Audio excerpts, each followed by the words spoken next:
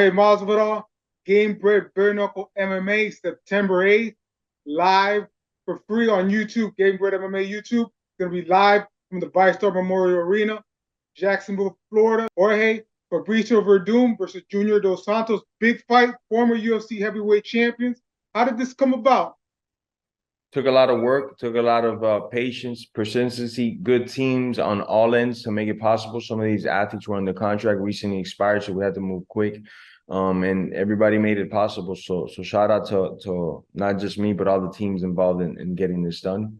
It was a hell of work for a promotion like ours to be in the infancy stages and pull off a main event like that, and then do something that's even more groundbreaking. That it's bare knuckle. It's how the sport started. It's the origins of the sport. I myself competed bare knuckle, so it's a landmark in so many different notes for us that we're just very happy over here at Gamebred Global. So this is big because now more free agents are going to see, hey, you guys got two of the biggest heavyweights. These guys are former champions, big names. Does that, bring the free agents to you guys? Have you guys been getting hit up by free agents now? I mean, before this fight was announced, right after the Roy Nelson and Dylan Klegler broke amazing headways and lines for us as well. People seeing a veteran, a very beloved fighter like Roy Nelson come compete for us, and against a guy like Klegler that had 11 pro fights, 10 knockouts, and put it all on the line bare knuckle. That gained us so much more notoriety and worldwide like spread overnight, so that trickled down to the fighters as well. As soon as that fight happened, it was insane the amount of DMs that we're getting, just like, hey, this is me, check me out, I want to compete, So it's been crazy, and it's ever been so growing since we announced JDS versus Werdum. Now after the fight, I could imagine a lot more is coming our way. So what attracts you to bare knuckle MMA? Because it's kind of old school, but at the same time, it's kind of new because people aren't doing it anymore. What attracts you to the bare knuckle MMA aspect of it? Well, it's the closest thing to combat, and it's a new sport in the way that when MMA started, there was no time rules, and you could hit in the balls, let's say, and jab in the eye. That was allowed. But since it became an official sport, it's never been bare knuckle until we came along and brought that. So it's slightly a different sport. It's the closest thing to combat that you can get. So these are big guys too. We saw you do the face off. They made you look small. Oh my goodness. I felt like I was in the playground. I was like a second grader or something, The fifth graders were out. These guys are just, they're fucking life-size refrigerators that can move, man. I was at Werdum's open workout yesterday, and his mobility, his range of motion with his kicks, his knees is still amazing. He did maybe like 6-7 rounds in front of us at a good pace. He had just come from Cobrinho, which is like an 8-time world champion, doing like a 2-hour BJJ class. Then came over with us, did the open workout. Then he told me he was going for a run at night. I'm like, bro, this guy's on it, man. Like, these guys are training, and JDS, very close to home base to Miami. So I've been popping in and out over there, and he looks in phenomenal shape. I've been watching him spar, grapple. I mean, this guy's in really, really good shape. So it's hard to describe in words how freaking full of joy me and the whole company is. We're very happy. Also, we got 11 UFC X fighters on the card that'll be competing against each other, competing against other guys from Bellator, from PFL. So the card is stacked, not just for the main event, but for the co-main event as well. We got Joe Bauman, 7-3 in MMA. He's already competed bare knuckle once. He's fighting against Hawaii's Coconut Bombs, Pintalo. I don't want to mess up his name. Maki Petolo. That's his name. Maki Petolo. Guy's a stud, though. He comes throwing bombs. It's gonna be a fucking hell of a co-main event. And like that, the whole card is stacked up with, guys that have made it far in the PFL tournament, competing against some ex-UFC veterans with no gloves, So there's nobody in the world that's doing this, is bringing this type of violence.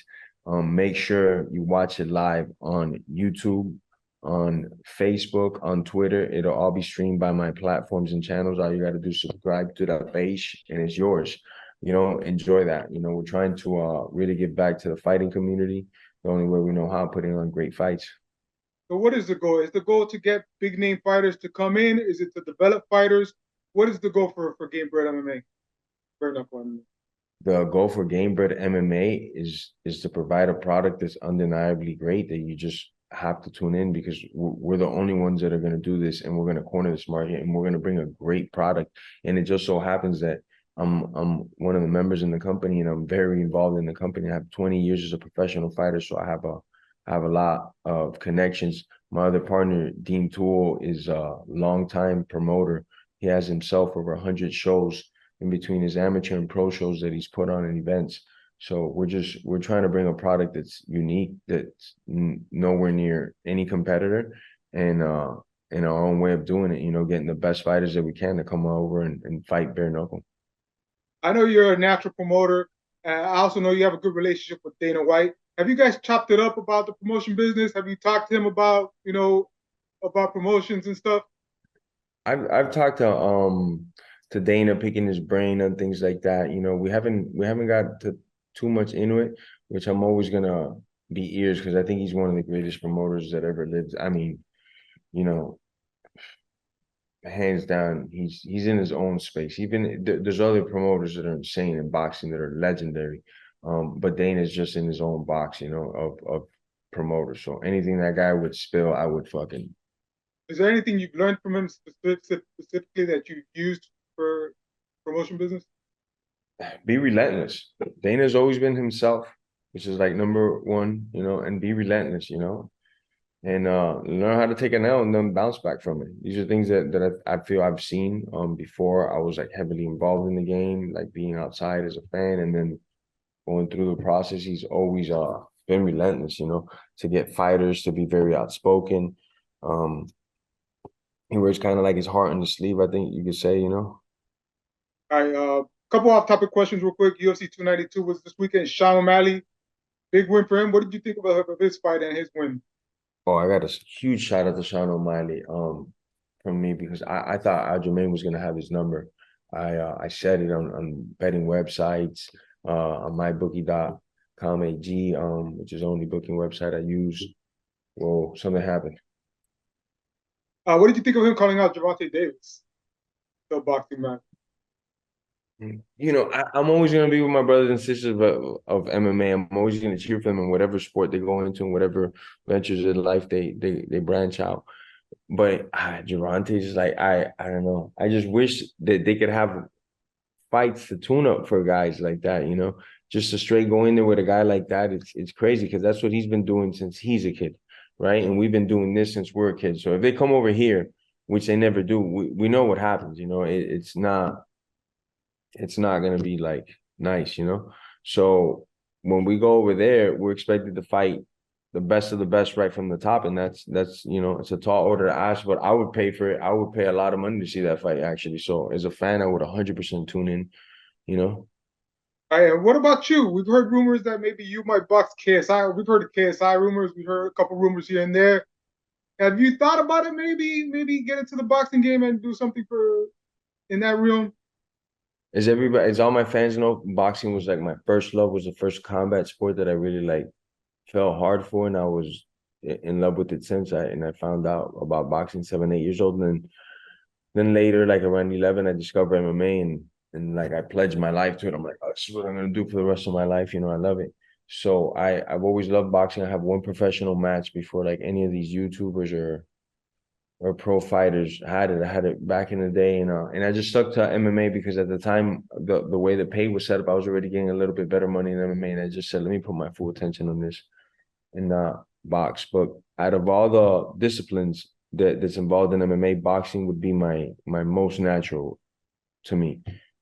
Fish to water, you know, like wrestling, not so much like oil and water. You know, it took me a lot to figure out the wrestling, a lot of extra time on the mat, a lot of individual coaching, like specifics to it. But in the boxing, I understood the mechanics of it. I was very natural for it. So it's definitely something that I always wanted to do in my career is have a couple boxing matches. But now seeing what the landscape looks like and looking at these dudes that are getting paid money to box, I'll kill these guys. They'll send me home in handcuffs. Are you kidding me? I'll fucking kill these guys. These guys they don't have bad intentions to start the conversation, right? They don't have fucking bad intentions. And that's something that I can't live with. Like, man, you getting paid to hurt somebody, man. Fucking do it. Get after it, you know. If not, have incredible skill set, right? I ain't seeing that in any of these guys. So if I do come on over to this boxing shit, almost overnight. I'm not talking about boxers. I'm not talking about guys that are like me that dedicated their life to the sport, have 100 amateur fights and 30 pro. No, I'm talking about the YouTubers and MMA fighters that we're seeing. I'll mop the floor with all of them. Everybody will be so happy because you won't even hear those names. All of them. You from A through Z, all of them overnight. So Line them up in a KSI, one-night tournament. Line them up in a one-night tournament. 4 rounds with each. Bagada. KSI, Logan Paul in one night. Gamebred Bare Knuckle MMA, live September 8th, Jacksonville, Florida. Live and free on YouTube, right? Facebook, Twitter, everything. What can people expect when they tune in to Gamebred Bare Knuckle MMA? The most violent show on earth. That is a guaranteed. The finishing rate just goes through the roof when you take the gloves off. Submissions now are a lot more achievable when you don't have these hokey pokey gloves. You can get into certain positions and instead of like maybe just stalling out in the round ends, you can get to a position where you can finish. So we see the submission rates go up, you know, the knockouts go up, the cuts go up, and it's the closest thing to real life combat. You know, we're seeing who really is the best fighter in a real fight. You know. All right.